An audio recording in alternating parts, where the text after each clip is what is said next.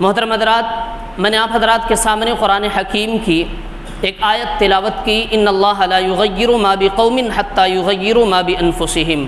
اللہ تبارک و تعالی قرآن حکیم کے اندر ارشاد فرماتے ہیں کہ اللہ تبارک و تعالی کسی قوم کی حالت کو اس وقت تک نہیں بدلتا ہے جب تک کہ وہ قوم خود سے یہ فیصلہ نہ کر لے کہ ہاں ہمیں اپنے آپ کو بدلنا ہے۔ جب تک لوگ خود سے فیصلہ نہ کر لیں کہ ہمیں اپنے آپ کو بدلنا ہے، ہمیں اپنے گھر کو بدلنا ہے، ہمیں اپنے سماج کو بدلنا ہے، اپنے معاشرے کو بدلنا ہے، تب تک اللہ تبارک و تعالی بھی اس قوم کی حالت کو، اس شخص کی حالت کو، اس سماج کی حالت کو، اس ملک کی حالت کو نہیں بدلتا۔ اور بدلنا کب ہوگا؟ جب ہمیں اپنی ہسٹری، اپنی تاریخ معلوم ہوگی تبھی ہم اپنے آپ کو بدل سکتے ہیں، ورنہ ہمیں نہیں معلوم کہ ہم اور آپ اپنے آپ کو کیسے بدل سکتے ہیں۔ اور ہسٹری اور تاریخ ہمیں اور آپ کو قرآن اور اللہ کے رسول صلی اللہ علیہ وسلم کا جو طریقہ ہے انہی کے طریقوں میں پڑھنے سے، سننے سے، بیٹھنے سے، جہاں پر یہ مجلسیں ہوں وہاں پر بیٹھنے سے، سننے سے اور پڑھنے سے ہمیں اپنی تاریخ کا پتہ چلتا ہے۔ ہمیں سے اکثر کا حال یہ ہے کہ ابھی 17 رمضان المبارک کا جو وقت گیا ہے یوم البدر کا دن کہلاتا ہے، لیکن ہم میں سے کتنے لوگوں کو معلوم ہے کہ 17 رمضان المبارک کا جو دن ہے وہ یوم بدر کا دن ہے؟ کس کو معلوم ہے کہ یوم بدر کی تاریخ کیا ہے؟ کس کو معلوم ہے کہ یوم بدر کے دن کیا کیا ہوا تھا؟ ہمیں نہیں معلوم، اور اکثریت کو نہیں معلوم ہے۔ ہم نے صرف یہ الفاظ سنے ہیں کہ بدر کے میدان میں 313 صحابی اللہ کے نبی صلی اللہ علیہ وسلم کے ساتھ میدان جنگ میں گئے تھے اور جیت گئے تھے، لیکن اگر کسی سے پوچھا جائے، اتنے بڑے مجمع میں 500-600 لوگوں کے بیچ میں اگر پوچھا جائے کہ یوم البدر کی تاریخ کیا ہے، اس کی ہسٹری کیا ہے، کتنے لوگ تھے، کون تھے، کس حالت میں، کس کنڈیشن میں یہ واقعہ پیش آیا ہے، تو شاید 2 4 10 5 اس سے زیادہ تفصیل کے ساتھ نہ کسی کو معلوم ہے، نہ بتا سکتا ہے، نہ کبھی کسی نے پڑھنے کی کوشش کی ہے۔ اور یاد رکھیں کہ جب تک ہم اپنی تاریخ، اپنی ہسٹری کو پڑھیں گے نہیں، سنیں گے نہیں، سمجھیں گے نہیں، تب تک کوئی الگ سے نبی اب قیامت تک آنے والا نہیں ہے کہ کسی نبی کے انتظار میں ہم بیٹھے ہوئے ہوں کہ کوئی نبی آئے گا اور ہمیں بیدار کرے گا، جگائے گا۔ کوئی کتاب آخری کتاب کی شکل میں اب نہیں آئے گی اور ہمیں بیدار کرے گی، ہمیں بتائے گی کہ تمہاری تاریخ یہ ہے، تمہاری ہسٹری ہے، نہیں آنے والا۔ ہمیں جو کچھ ملا ہے قرآن کی شکل میں آخری کتاب مل چکی ہے، نبی کی شکل میں آخری نبی مل چکا ہے، دین کی شکل میں ہمیں آخری دین مل چکا ہے۔ اللہ تبارک و تعالیٰ نے قرآن حکیم کے اندر فرمایا اليوم اکملت لکم دینکم واتممت علیکم نعمتی ورضیت لکم الاسلام دینا۔ اے محمد، آج ہم نے آپ کے اوپر اپنے دین کو مکمل کر دیا ہے، اب نیا دین، نئی شریعت، نئی کتاب، نیا پیغمبر کچھ بھی نہیں آنے والا۔ جو کچھ بھی ہے ہمارے پاس موجود ہے، کتاب کی شکل میں قرآن مجید موجود ہے، نبی صلی اللہ علیہ وسلم تو ہمارے درمیان موجود نہیں ہے، لیکن آپ کا جو طریقہ ہے وہ حدیثوں کی شکل میں موجود ہے۔ اگر ان کتابوں کو پڑھ کر، قرآن کو پڑھ کر اور رسول اکرم صلی اللہ علیہ وسلم کے بتائے ہوئے طریقے کو پڑھ کر ہم اپنی زندگی کو بدل نہیں سکتے ہیں، تو یاد رکھیں کہ جو قسم پرسی ابھی اس وقت ہمارے سامنے چل رہی ہے، جس گھٹن کے ساتھ ہم اپنی زندگی گزار رہے ہیں، شاید اس سے بدترین دن ہم دیکھنے والے ہیں۔ اس لیے بدترین دن اس لیے دیکھیں گے کہ ہمیں اپنی تاریخ نہیں معلوم ہے، ہم اپنی ہسٹری نہیں جانتے ہیں۔ ہم 313 کا نام سنتے ضرور ہیں بدر کے دن کا، لیکن نہیں معلوم ہے کہ کس کنڈیشن کے وقت، کس صورتحال کے وقت اللہ کے نبی صلی اللہ علیہ وسلم نے دشمن کے مقابلے میں اپنے 313 صحابہ کو لے کر میدان جنگ میں اترے تھے۔ کیا وہ چاہتے تھے جنگ کرنا؟ ہماری اور آپ کی طرح اس وقت بھی مسلمانوں کا حال یہی تھا جو ابھی ہے، کہ مسلمان کمزور تھے، مسلمان بے بس تھے، لڑنے کے لیے ان کے پاس اسلحے اور ہتھیار نہیں تھے، مسلمان اس جنگ سے بچنا چاہتے تھے۔ اللہ کے نبی صلی اللہ علیہ وسلم خود اس جنگ سے ابھی فی الحال جو وقت تھا اس سے بچنا چاہتے تھے کہ ابھی مسلمانوں کے اوپر یہ وقت نہ آئے، لیکن اللہ تبارک و تعالیٰ کو کچھ اور منظور تھا۔ اللہ تبارک و تعالیٰ میدان جنگ بدر کا جو میدان واقع ہوا ہے، جو جنگ واقع ہوئی ہے، اللہ تبارک و تعالیٰ کفر اور حق کے درمیان، حق اور باطل کے درمیان فرق کر دینا چاہتا تھا اور دکھا دینا چاہتا تھا کہ یاد رکھو تمہاری کثرت تعداد، تمہاری دشمن کو بتانا چاہتا ہے اللہ تبارک و تعالیٰ کہ تمہاری کثرت تعداد، یعنی تم اگر تعداد میں زیادہ ہو تو اس گمان میں نہ رہو کہ تم کسی کے اوپر حاوی ہو سکتے ہو، اور جو کم ہے وہ بھی سن لے کہ اپنے آپ کے اندر اگر ہمیں، اپنے دل کے اندر اگر ہمیں وہ شخص بساتا ہے، اپنے دل کے اندر ہمیں یقین رکھتا ہے، اللہ کی طاقت کو اپنے دل کے اندر یقین رکھتا ہے، تو تم کم ہونے کے باوجود بھی سن لو کہ ہم تمہارے ساتھ ہیں، تم ہار نہیں سکتے۔ جس کی تعداد زیادہ ہے وہ بھی سن لے کہ وہ خدا نہیں ہے، اور جو کم ہے وہ بھی سن لے کہ تمہارے ساتھ ہم ہیں۔ تمہیں ڈرنے کی ضرورت نہیں ہے، حق اور باطل کے درمیان فیصلہ ہونے والا ہے۔ اللہ کے نبی صلی اللہ علیہ وسلم کے لیے میدان بدر میں حضرت ابوبکر صدیق رضی اللہ تعالیٰ عنہ خیمہ لگاتے ہیں۔ اللہ کے نبی صلی اللہ علیہ وسلم اپنے خیمے میں جا کر ہاتھ آسمان کی طرف اٹھا کر اللہ تبارک و تعالیٰ سے گریہ وزاری کر رہے ہیں، رو رہے ہیں، اے اللہ تبارک و تعالیٰ، یہ مٹھی بھر جماعت، یہ مٹھی بھر تیرے نام لیوا اگر آج میدان جنگ میں ان کو شہید کر دیا گیا تو پھر روئے زمین پر شاید تیرا نام لینے والا کوئی باقی رہے گا۔ آپ روتے ہیں، دھاڑے مار کر روتے ہیں۔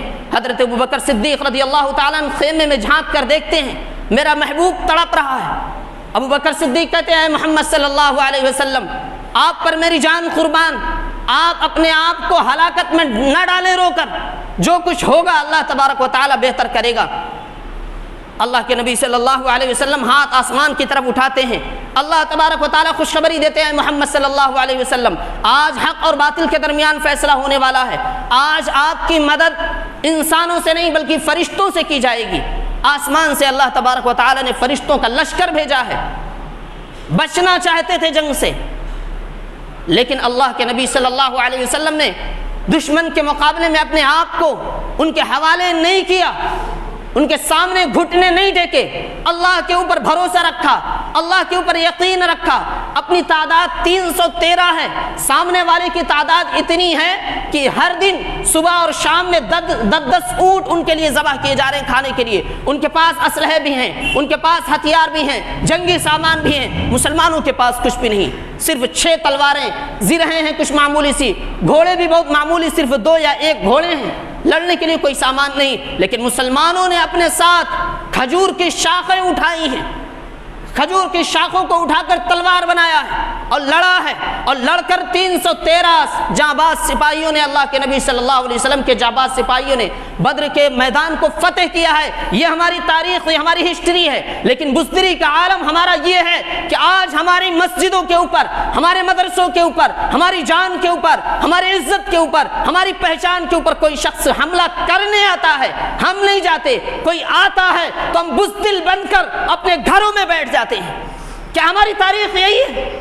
ہم یہ نہیں کہتے کہ ہم ان سے لڑنے جائیں، ہم یہ نہیں کہتے کہ آپ نکل کر جائیں ان سے لڑیں، ان کے محلوں میں جائیں، ان کی مندروں پر، ان کی عبادت گاہوں پر آپ جا کر جھنڈا پھہرائیں۔ ہم نہیں کہتے، ہم اس ملک کے باشندے ہیں، ہم امن چاہتے ہیں۔ لیکن اگر کوئی شخص، یاد رکھیے، اگر کوئی شخص اس کے خلاف ورزی کرتا ہے، جو قانون نے ہمیں، یہاں کے قانون نے، یہاں کے دستور نے جو ہمیں حق دیے ہیں، اس حق کے ساتھ اگر کوئی شخص آ کر آپ کی جان سے، آپ کے مال سے، آپ کی عزت سے، آپ کی آبرو سے، رسول اکرم صلی اللہ علیہ وسلم کی ناموس اور رسالت سے، آپ کی مساجد سے، آپ کی مدارس سے، آپ کے بیوی بچوں سے، آپ کے گھر سے اگر کوئی شخص آ کر آپ کو چھیڑتا ہے، میں خدا کی قسم کھا کر اس مسجد میں کہتا ہوں کہ آپ کو چھوڑنا نہیں ہے، اسے نہ چھوڑیے۔ ہو سکتا ہے کہ وقتی طور پر آپ کو پریشان کیا جائے۔ آپ نے تاریخ پڑھی، اپنی تاریخ پڑھیے، اور اس وقت ملک کے حالات کو دیکھیے۔ تقریباً 7-8 اسٹیٹ میں مسلمانوں کے ساتھ کیا نہیں کیا گیا۔ ہم قانون کا حوالہ دے کر اپنے گھروں کے اندر بیٹھے رہے، اور ظالم آ کر ہماری مساجد کو نیست و نابود کرتا رہا۔ کیا جواب دیں گے کل قیامت کے دن اللہ کو؟ کیا جواب دیں گے؟ کیا یہی واقعہ سن کر کہ 313 صحابہ نے بدر کے میدان میں جیت لیا تھا، صرف اس کے فضائل بتا کر ہم سے پوچھا نہیں جائے گا کہ تمہاری تاریخ تو 313 والی تھی، تم تو کروڑوں کی تعداد میں موجود ہو کر مساجد کی بے حرمتی اپنے آنکھوں سے دیکھا، ماں اور بہنوں کی عزت اور آبرو نیلام ہوتے ہوئے دیکھا، تم کیوں دبک کر بیٹھ گئے؟ اللہ کے نبی صلی اللہ علیہ وسلم اپنے صحابہ کے درمیان آتے ہیں، مجمع کے اوپر سکوت طاری ہے، سب اپنے آپ میں چپ بیٹھے ہوئے ہیں، کوئی شخص بولنے کے لیے تیار نہیں۔ اچانک محمد صلی اللہ علیہ وسلم کی زبان مبارک سے یہ بات نکلتی ہے کہ ایک وقت امت کے اوپر ایسا آئے گا کہ امت کے اوپر پوری دنیا کے لوگ مسلمانوں پر اس طرح حاوی ہو جائیں گے، اس طرح انہیں ہضم کرنا چاہیں گے، جس طریقے سے کھانے کی دعوت میں اعلان ہوتا ہو کہ بھائی کھانا لگ گیا، چلو کھانا کھا لو۔ لقمہ تر مسلمانوں کا اور اس امت کو ایک وقت آئے گا قیامت سے پہلے پہلے کہ لقمہ تر سمجھا جائے گا اور پوری دنیا مسلمانوں کے اوپر ٹوٹ پڑے گی۔ حضرات صحابہ کرام رضوان اللہ تعالی علیہم اجمعین آپ کے سامنے بیٹھے ہیں، لیکن کسی کی ہمت نہیں ہے، کسی کی جرأت نہیں ہے۔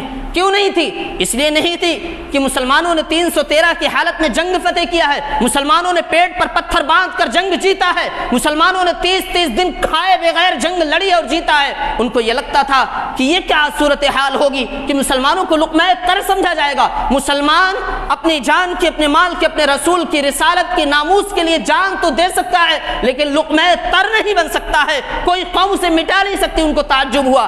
اچانک اس پورے مجمع میں سے ایک آواز آتی ہے، اے اللہ کے نبی صلی اللہ علیہ وسلم، کیا اس وقت ہم تعداد میں کم ہوں گے؟ کیا ہماری تعداد یعنی مسلمانوں کی، ایمان والوں کی تعداد کم ہوگی؟ اللہ کے نبی صلی اللہ علیہ وسلم نے فرمایا نہیں، ابھی جو تعداد ہماری اس سے کئی گنا زیادہ مسلمانوں کی تعداد ہوگی، 100 ارب ہوگی، 100 کروڑ ہوگی، کتنی ہوگی نہیں معلوم، لیکن اللہ کے نبی صلی اللہ علیہ وسلم نے فرمایا ابھی جو وقت ہمارے سامنے ہے اس سے کئی گنا زیادہ مسلمانوں کی تعداد ہوگی، لیکن سمندر کے جھاگ کے برابر ان کی تعداد ہوگی، ان کی کوئی حیثیت نہیں ہوگی، ان کی کوئی وقعت دنیا کی نگاہ میں نہیں ہوگی۔ پھر سب چپ ہوتے ہیں، پھر ایک مجمع میں سے پھر ایک صحابی اٹھتے ہیں، اللہ کے نبی صلی اللہ علیہ وسلم ایسا کیوں ہوگا؟ وجہ کیا ہوگی؟ آپ نے فرمایا مل وہن ہوگا۔ ایک صحابی اٹھتے، اللہ کے نبی صلی اللہ علیہ وسلم وہن کیا چیز ہے؟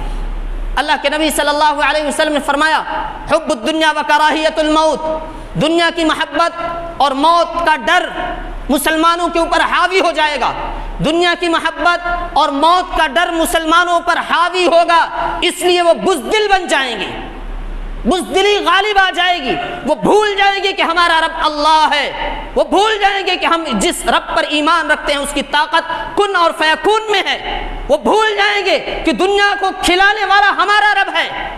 آج ہم سب بھولے ہوئے اپنے رب کی طاقت کو، ہمیں نہیں معلوم کہ ہمارے رب کی طاقت کیا ہے۔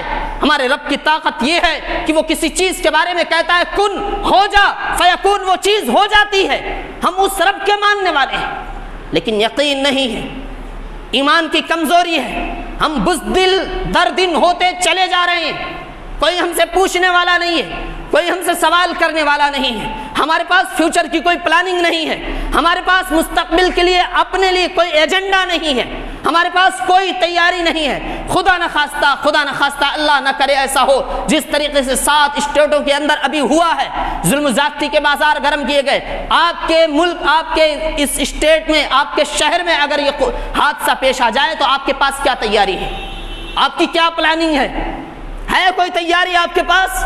ہے کوئی پلاننگ آپ کے پاس؟ کچھ نہیں ہے۔ نہ ہمارے پاس پینے کا پانی ہے، نہ ہمارے پاس اپنا خود کا کوئی لائٹ ہے، کرفیو لگا دیا جائے گا، لائٹیں بند کر دی جائیں گی، پانی کا جو آپ کو پانی دیا جاتا ہے وہ بند کر دیا جائے گا۔ آپ کے پاس کیا پلاننگ ہے؟ آپ کے اپنے بچوں کے پڑھانے کے لیے کوئی پلاننگ نہیں ہے، آپ کے اپنے پاس کچھ بھی نہیں ہے۔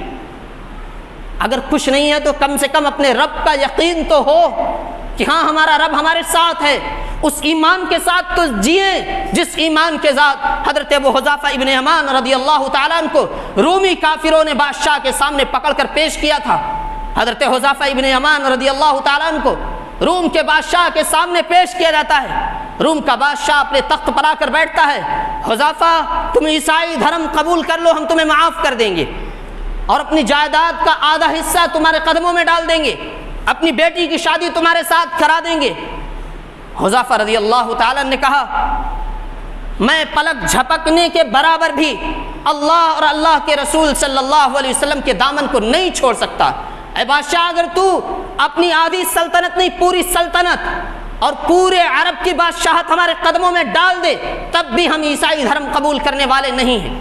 بادشاہ وقت اپنے سپاہیوں کو حکم دیتا ہے کہ اس کو سولی پر لٹکا دو، اور اسے مارنا نہیں ہے بلکہ اس کے ہاتھ پر، اس کے پیر پر، آزو بازو پر نشانہ لگاؤ۔ ہو سکتا ہے کہ کچھ دیر کے بعد تڑپ کر یہ کہہ دے کہ ہاں ہم عیسائی دھرم قبول کرتے ہیں۔ اس کے سپاہی اس کے حکم پر عمل کرتے ہیں۔ تھوڑی دیر کے بعد حضرت عبداللہ ابن حذافہ سے پوچھا جاتا ہے، حذافہ کیا کہتے ہو؟ اسلام سے پھرتے ہو، عیسائی دھرم قبول کرنے کے لیے تیار ہو؟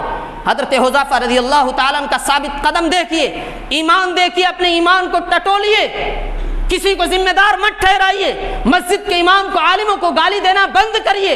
کون تمہیں سناتا ہے؟ تم بیٹھتے کتنے ہو اس کے پاس آ کر؟ ہم 10 آدمیوں کو بیٹھا کر کس کو سنائیں گے؟ یہ تاریخ کس کو بیان کریں گے؟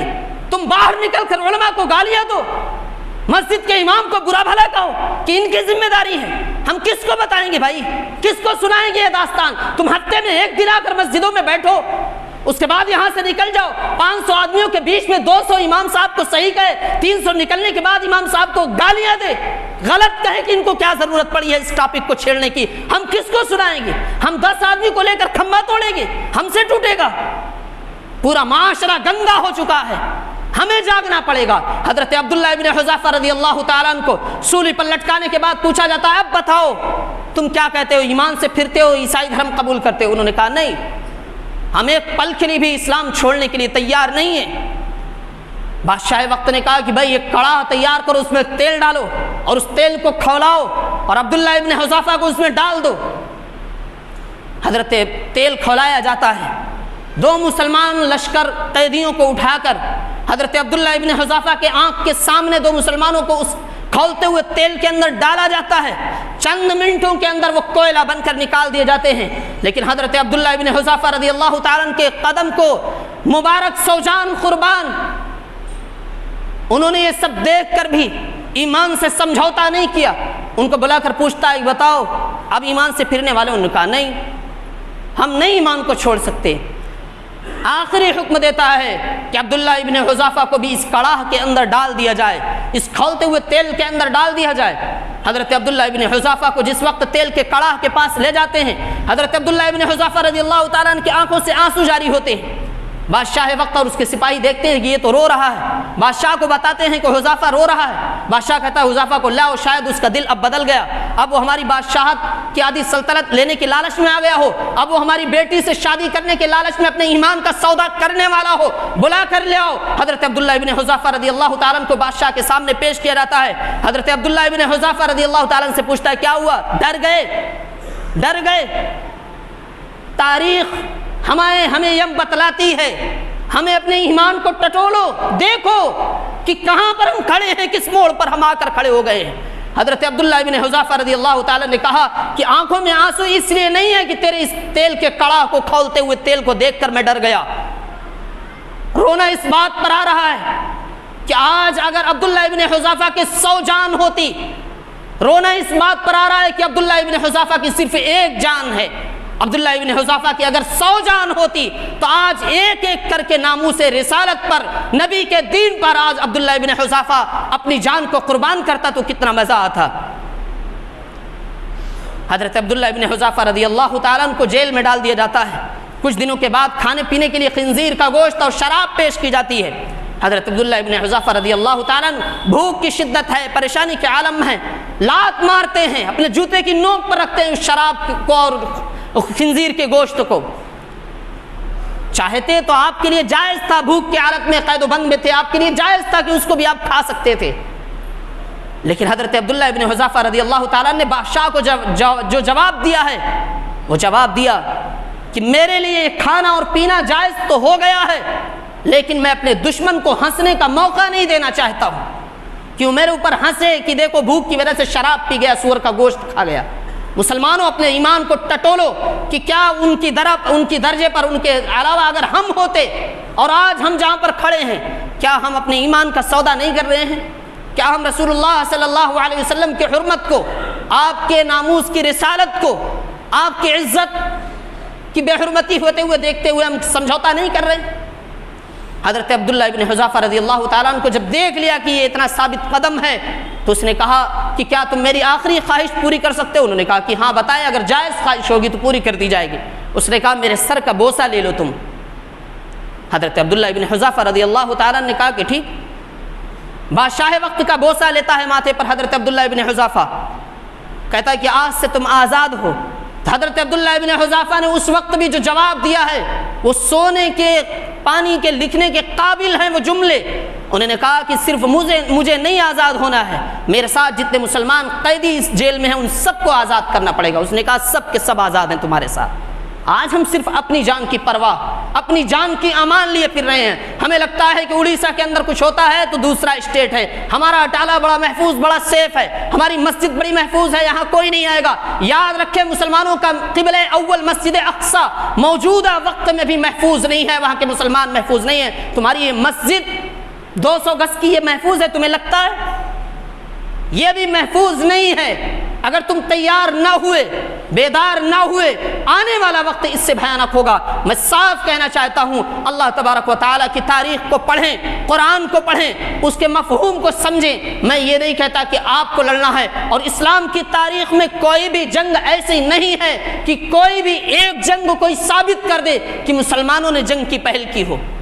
مسلمانوں نے پہل کبھی بھی نہیں کی ہے، مسلمان آج بھی پہل کرنے کے لیے تیار نہیں ہے۔ لیکن اگر کوئی شخص آپ کے مساجد کے اوپر آپ کی جان، آپ کے مال، آپ کی آبرو، آپ کے گھر کی حفاظت کے لیے آپ اس کو مٹانا چاہتا ہے، اس کو انتشار میں بدلنا چاہتا ہے، میں بہت کھلے الفاظ کے ساتھ کہنا چاہتا ہوں، مفتی ابوالقاسم نعمانی صاحب دامت برکاتہم العالیہ جو دارالعلوم دیوبند کے اس وقت کے وائس چانسلر، انہوں نے صاف لہجے میں کہہ دیا کہ اگر کوئی شخص آتا ہے تمہارے گھروں پر، تمہارے جان پر، تمہارے مال پر، آبرو پر، عزت پر وہ دھبا لگانے کی کوشش کرتا ہے، جتنی طاقت تمہارے اندر موجود ہے اس طاقت کے ساتھ اس کو جواب دینا۔ میں بھی انہی کے الفاظ کو دہراتا ہوں اور کہتا ہوں کوئی آئے تو بڑھ کر مقابلہ کرنا، پیچھے نہ ہٹنا۔ عزت کی موت مر جانا یہ بہتر ہے کہ ذلت کی موت ہم مریں۔ عزت سے جیے تو جی لیں گے یا جام شہادت پی لیں گے، ہمیں عزت کی موت مرنا ہے، ذلت اور بے بسی کی موت نہیں مرنا ہے۔ ہم قانون کی بالادستی چاہتے ہیں، ہم امن چاہتے ہیں، اس ملک کو ہم سونے کی چڑیا بنانا پھر سے چاہتے ہیں، لیکن اگر کوئی شخص بگاڑنا ہی پر تلا ہوا ہے تو ہم بھی تیار ہیں۔ ان اللہ لا یغیر ما بقوم حتی یغیروا ما بانفسہم، علامہ اقبال کہتے ہیں اللہ خدا نے آج تک اس قوم کی حالت نہیں بدلی، خدا نے آج تک اس قوم کی حالت نہیں بدلی، نہ ہو جس کو خیال خود اپنی حالت کے بدلنے کا۔ ہمیں فکر ہونی چاہیے، ہمیں بیدار ہونا پڑے گا، اور یاد رکھیں کہ ہم کسی کو ذمہ دار نہ ٹھہرائیں، کسی کو برا بھلا نہ کہیں۔